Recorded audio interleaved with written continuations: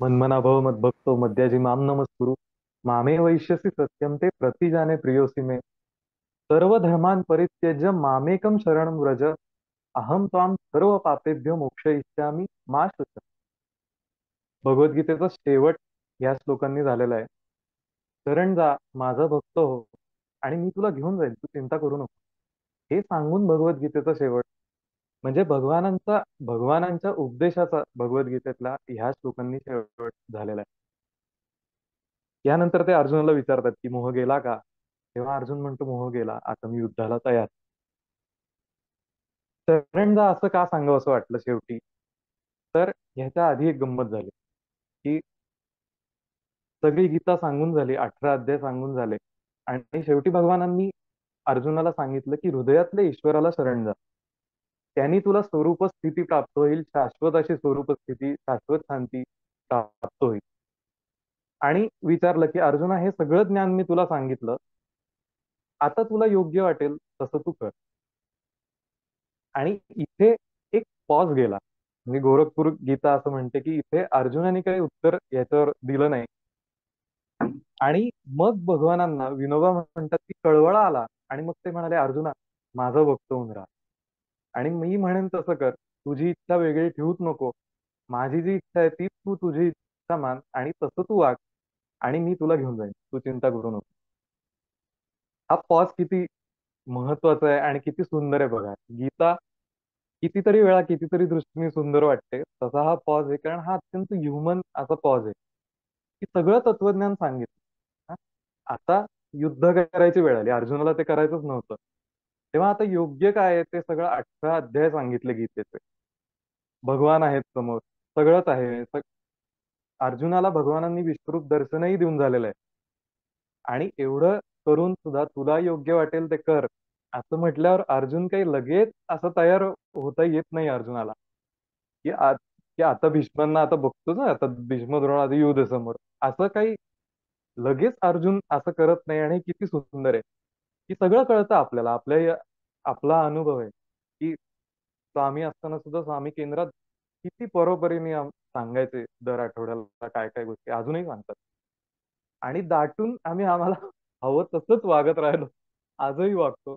कारण आम्हाला वागताच येत नाही खरं सांगायचं ते एका लिमिटच्या पलीकडे. की लगेच केंद्रातनं बाहेर पडून वेगळाच मनुष्य बाहेर पडला. लगेच गीतेचं ऐकून, सगळी गीता ऐकून अर्जुन वेगळाच मनुष्य झाला, असं काही झालं नाही. आणि ते झालं नाही हेही किती चांगलं झालं की भीष्मांना अर्जुन मारायला एकदम सज्ज झाला असता तर गीता ही निर्दय तत्वज्ञान, निर्दयतेचं शिकवण देणारं तत्वज्ञान झालं असतं. तसं झालं नाही. पुढेही अर्जुनाला भीष्मांविरुद्ध लढताना किती त्रास झाला आहे आपल्याला माहिती. त्याच्यामुळे हा एक पॉज, हे गीतेचं एक सौंदर्य मला वाटलं. आणि ह्या पॉज नंतर भगवानांना कळलं की हे काही खरं नाही, की परत अर्जुन कन्फ्युज होईल, किंवा कदाचित अर्जुन काय निर्णय घेईल कोणाला माहिती. मग एखाद्या लहान मुलाला आपण सांगतो की हे बघ, चॉकलेट खायचं नाही हं, कारण त्यांनी असं दातात कीड येते, बाऊ होतं. एकदम विवेकाच्या गोष्टी सांगतो आणि म्हणतो नाही ना खाणार चॉकलेट, की ते मूल खाणार म्हणून ते चॉकलेट खातात. त्याला अगदी दामटून सांगित नको खाऊ, किंवा मला आवडणार नाही, बाबांना आवडणार नाही वगैरे म्हटल्यावर मग ते जरा शक्यता असते. पण विवेकाच्या गोष्टी सांगून, पण त्याला जमतच नाही ते. आणि ईश्वराच्या, आपण या जगात खरं बालकासारखेच आहोत. म्हणजे आपल्याला वाटतं आपण खूप प्रयत्नांनी खूप चांगले वागतो वगैरे, असं खरं खरं नाहीये हे. म्हणजे एका लिमिट पर्यंतच आपले प्रयत्न असतात. कितीही तत्वज्ञान ऐकलं, काही आयुष्य किती अवघड गोष्टी घेऊन येऊ शकतं. मला बऱ्याचदा वाटतं की आपण वाकलो नाही आयुष्य पुढे, तर तशी परिस्थिती आली नाही म्हणून तसं आहे. आपल्यात ती शक्यताच नाही वाकण्याची, हे खरं नाहीये. किती दुःखांनी किती येतात माणसं पुढे, आणि त्याचे प्रयत्न कुठे ना कुठे कमी पडणारच आहेत. मग ते चांगल्या वागण्याचे असो आयुष्यात, स्वधर्म आचरण्याचे असो, अध्यात्म आचरण्याचे असो, साधना गुरु जेही काही असेल, गुरुसेवा करण्याचे असो, जेही चांगलं वागण्याचे, त्याचे प्रयत्न कमी पडणारच आहेत. आणि अशा वेळी म्हणून शेवटी भगवान, आणि अशा वेळी हा पॉज येतो. योग्य काय ते कळतं, अर्जुनालाही कळतं तो योग्य काय, त्याची क्षमता होती, सगळं होतं. पण पॉज आलाच, म्हणजे की तो नाहीच करू शकत आहे. म्हणजे तेवढा रेडी नाहीये करायला, आणि नाहीच करू शकत आहे. तेव्हा ते म्हणतात अर्जुना मला शरण, मी तुला घेऊन जाईल. हे शरण जाणं हा जो भाग आहे, त्याचं इथे ह्या श्लोकात त्यांनी सांगितलंय, मन्मना भव. माझ्या ठिकाणी मन ठेव, मत माझा भक्त हो. मलाच माझी पूजा कर, मलाच नमस्कार कर. मामे मलाच येऊन मिळशील तू. मामेव इष्यसि सत्यम ते हे मी तुला निश्चित सांगतो असं प्रतिजाने प्रियोसी मे. आणि तू प्रिय आहेस म्हणून मी तुला हे सांगतो. आता ही शब्द पहा ना किती सुंदर, की प्रियोसी मे म्हणजे पूर्वी मी असं बरंच काय काय वाचायचो आणि गोंदवलेकर महाराजांचंही वाचनच होतं. तर सगळं बाकी तत्वज्ञान हे ते या सगळ्यातनं खरंच अध्यात्म आपल्याला आचरायचं आहे का याची काही प्रेरणा खरं तत्वज्ञान निर्माण करू शकत नाही. तत्वज्ञान फक्त प्रश्न निर्माण करत खरं सांगायचं ते काही हा मुक्त व्हायचंय वगैरे अशी प्रेरणा खरंच काय निर्माण होऊ शकते. किती बौद्धिक त्याचा किस काढला तर किस अजून किसच निर्माण होतो त्यातून. पण गोंदवलेकर महाराजांचं पुस्तक आहे सहज संवाद हितोपदेश नावाचं ते गोसी गोखल्यांनी ज्यांनी ते प्रवचनांचंही शब्दांकन केलं. इतकं सुंदर शब्दांकन त्याच्यात गोंदवलेकर महाराजांचा संवाद असेल की घ्यावं बाळ नाम भरपूर नाम घ्यावं. ते एक घ्यावं बाळ भरपूर नाम घ्यावं या बाळ मध्ये जे काही आहे ते सगळ्या सगळ्या तत्वज्ञानांच्या ग्रंथांमध्ये नाही आहे. ही जे अतिशय म्हणून इथे भगवान प्रियोसी मे तू मला प्रिय आहेस हे वात्सल्याने एक वात्सल्याचे उद्गार आहेत की की बाळा मला शरण आहे. ते त्या बाळमध्ये ही जी काही आणि एक शरण येण्याची भूमिका पण मला वाटतं अशी आहे की काही दिवसांपूर्वी अ, एक व्यक्ती मला असं म्हणत होती की असं नाही का होऊ शकत की आपण आहोत तसेच की कोणी जज नाही करणार, देव पण जज नाही करणार, गुरु जज असं नाही का होऊ शकत. म्हटलं असंच होऊच शकतं की असं आई जशी असते की असं आईच्या इथे होऊच शकतं असं की लहान मूल काही दावा करत नाही की मी आईचं मूल व्हायला योग्य आहे. हा दावा लहान मूल करत नाही. ते फक्त वेळेंवारी ते आईकडे बघून रडत असत. ते फक्त टाहो पडतं आईचं नाव. त्याची साधना लहान मुलाची एवढीच असते की आईला आई म्हणणं एवढीच त्याची साधना.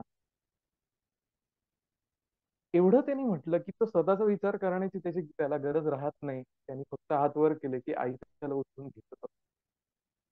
तसे मला असं वाटतं की ईश्वराजवळ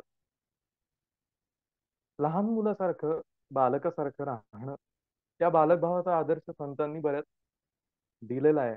तर रामकृष्ण पण तसंच म्हणा ईश्वराचं मूल होणं राहावं.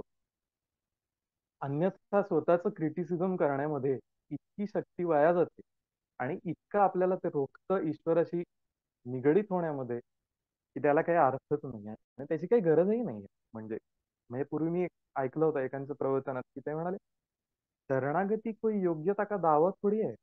शरणागती काही योग्यतेचं आणि ते म्हणले की सगळं योग्य होऊन शरण जाईन तर मग शरण जाण्याची गरज तरी काय.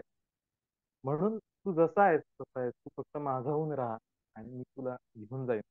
तुझ्या प्रयत्नांना मी बळ देईन. असं स्वामींच्या पार्श्वभूमीवर मला म्हणावं असं वाटतं की माझं होऊन राहा. तुझे प्रयत्न कमी पडणारच आहेत. तेव्हा स्वतःला जज करत बसू नकोस. तेव्हा स्वतःला काहीतरी उगाचच हे करत बसू नकोस. स्वामी म्हणायचे चांगलेच आहोत, चांगलेच होत जाणार. पण ते प्रयत्न कमी पडणारच आहेत. तेव्हा त्याच्यामध्ये माझं होऊन राहा.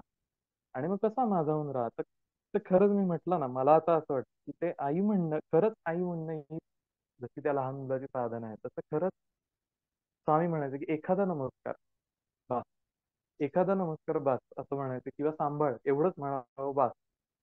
तर हेही मला वाटतं की आणि तसं वाटणं हे ते कशावर अवलंबून आहे मला माहित नाही. किती किती आहे का ती कृती आहे. ही श्रद्धा ही जी आहे ही श्रद्धा ही गोष्ट किती आहे का श्रद्धा ही गोष्ट कृती आहे हे मला कल्पना नाही. पण श्रद्धेचं एक लक्षण आहे की ते श्रद्धा असेल की माणसाच्या मनात समाधान निर्माण होतं आणि तो चिंता रहित होतो. आपण असे होत तर कसं होणार असं काही त्याला वाटत नाही. कारण त्याला आपल्याला सांभाळणारा हात आपल्या मागे आहे ह्याची पूर्ण पूर्ण खात्री असते.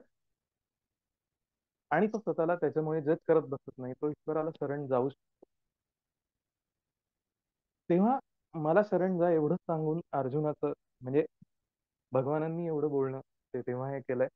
ज्ञानेश्वर महाराजांनी ते शरण हा मुख्य भाग आहे की श्रद्धा, मी म्हटलं तसं हा मुख्य भाग आहे, पण इतर व्यवहारामध्ये वागताना, बाकी कर्म करताना ज्ञानेश्वरीत वर्णन आलंय की कर्म अर्पण करणं, कर्तृत्व भाव अर्पण करणं, की तुझ्यासाठी मी तुझी सेवा करतोय. मनाने ईश्वराच्या जवळ राहणं, जसं रामकृष्ण म्हणायचे की एका हाताने एक हात ईश्वराच्या पायावर ठेवा, एका हाताने संसार करा, आणि वेळ मिळाली की दोन्ही हात ईश्वराच्या पायावर ठेवा. किंवा तात्यासाहेब केतकर होते, ते ते त्यांच्या घरी पण थोडेसे अवघडल्यासारखे राहायचे. का अवघडल्यासारखे राहायचे? तर त्यांची अशी भावना होती की मी महाराजांच्या घरात राहतो. हे सुद्धा पहा ना, शरण शरण मला वाटतं की आपलं जे जे काही आहे ते सगळं ईश्वराच्या नावाने करणं, आपलं कर्तृत्व असेल, आपलं घर, आपली माणसं, आपलं सगळं ईश्वराचं, तुझंच आहे. तू तू तू मी, जसं विनोबांनी म्हटलं की मी जाऊन तू तू तू, मी माझे मावळ सर्व, तू तुझे उगव आता. तर असं संतांचा सहवास, मनानी शरण मनमना भव मद्भक्तो मद्याजी, त्यांचं पूजन. कारण संत ज्ञानेश्वर महाराज म्हणतात की संत म्हणजे देवच. त्याच्यामुळे देवाचं आणि संतांचं ह्यात काही फरक नाही. त्यामुळे मनमना भव म्हणजे संतांना शरण गेला, त्यांचा सहवास सुद्धा हरकत नाही. नेहमी अध्यात्म श्रवण करणं, मनाने सहवास, नामस्मरण करत राहणं, सेवा करणं, जी काही आपण कर्म करू ती यज्ञ भावनेने, किंवा सर्वात्मका ईश्वरा स्वकर्म कुसुमांची वीरा, पूजा केली होय अपारा तुझ्या लागी. सगळीकडे ईश्वरच आहे आणि हे त्याचंच काम आहे, या भावनेनी आणि त्याच्याच शक्तीने, आणि त्याला प्रार्थना करून ती तूच करून घे असं म्हणून ही सेवा करणं, मला वाटतं हे शरण जाण्याचं लक्षण आहे. आणि असं सतत मला एक बंगाली हे आठवतं बरं का, बंगाली बाऊल गीत आहे. बाऊल नावाचा एक संप्रदाय आहे बंगालमध्ये. त्यांचं एक गाणं आहे की "किछुदिन मोने मोने घरेर कोणे, श्यामेर प्रीत राग गोपने." हे ह्याचा काही बडेजाव करायला लागत नाही. ते म्हणतात की घराच्या कोपऱ्यात, म्हणजे मनाच्या घराच्या कोपऱ्यात हळूच कृष्णावर प्रेम करत राहा. की एखादं एखादं काम हळूच कृष्णासाठीच कर, एखादी पोळी कृष्णासाठीच लाट.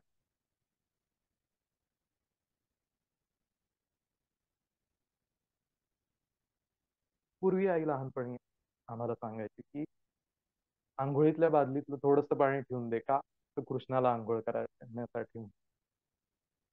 असं सगळ्या परीने, आणि हे प्रेम जेव्हा एखाद्या गोष्टीवर असतं आपलं,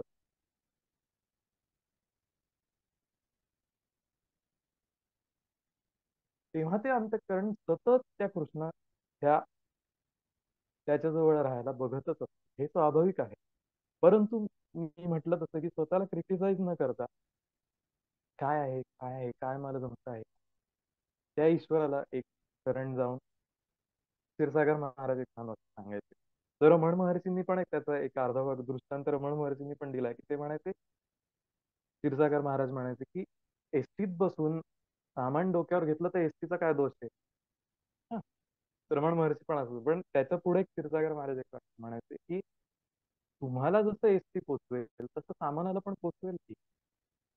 तुम्ही जे काही तुमचा जो प्रपंच आहे, गोंदवलेकर महाराज म्हणायचे की मला माझा प्रपंच करता आला नाही, पण लोकांचा करता येतो चांगला. तसं शेवटी मला वाटतं गोंदवलेकर महाराजांचं. आणि एक आहे की असं सतत ईश्वराशी संबंधित होऊन राहिलं, सतत कर्मयोगाची धारणा जर राबवली, तर आपल्या असं लक्षात येईल की आपलं ध्यान खूप चांगलं होतं. त्या काळात अशी ती राहत नाही धारणा, ती सुटत जाते मधनं मधनं, ते परत ती धरली होती हेही विसरायला होतं. पण ज्या दिवशी ती धरली जाते त्या दिवशी आपलं लक्षात येतं की आपलं ध्यान खरंच. आणि जे सतत काहीतरी अनुभवायला, जे अनुभवण्यासाठी ध्यानातनं सुद्धा अनुभवायला जे असं काय म्हणा हापापलेलं चित्त असतं, तसं ते राहत नाही. चित्त नेहमी एक शांत समाधानी ईश्वराच्या सान्निध्यात त्याचं होऊन राहतं. आणि तसं राहिलं की आपलं ध्यान खूप चांगलं होतं. आणि म्हणून मला वाटतं पुढचा जो श्लोक आहे त्याचा योगाचा अर्थ पण घेता येईल, की असं जेव्हा होईल तेव्हा हळूहळू सर्व धर्मां तू ज्या ज्या धरलेल्या गोष्टी आहेत, कारण चित्त प्रसन्न आणि समाधानी होतं, तेव्हा ज्या ज्या समाधानासाठी, म्हणूनच आपण खरं म्हणजे सगळ्या गोष्टी धरून ठेवत असतो.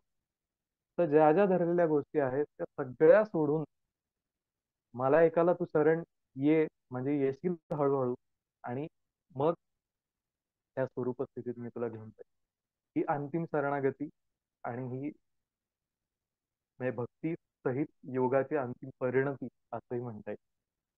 आयशापरी विश्वी नुरोनिया तिचे एकांत सहजे आम्हा तुम्हा एकाशीच संबंधित होऊन राहिलं ज्ञानेश्वर महाराज म्हणजे अभंग ज्ञानेश्वरीतलं आहे की एकाशीच संबंधित होऊन राहिलं की फक्त देव आणि आपण असं जे आले होते आड विश्व ते विश्वच एका तिजे ज्ञाने ते सहजे लोपे जेव्हा जे मध्ये विश्व आलं होतं ईश्वराच्या आणि आपल्या ते सहज ज्ञानाने लोपून जाईल आणि स्वरूप स्थितीमध्ये आपण या भक्तीसहित असलेल्या योगाने जाऊ शकतो असं सांगून हा भक्ती आणि योग आणि ज्ञान अर्थातच त्याची परिणती हे सांगणारा हा शेवटचा श्लोक एवढं बोलून मी माझं बोलणं स्वामींच्या चरणी अर्पण करतो हरिओम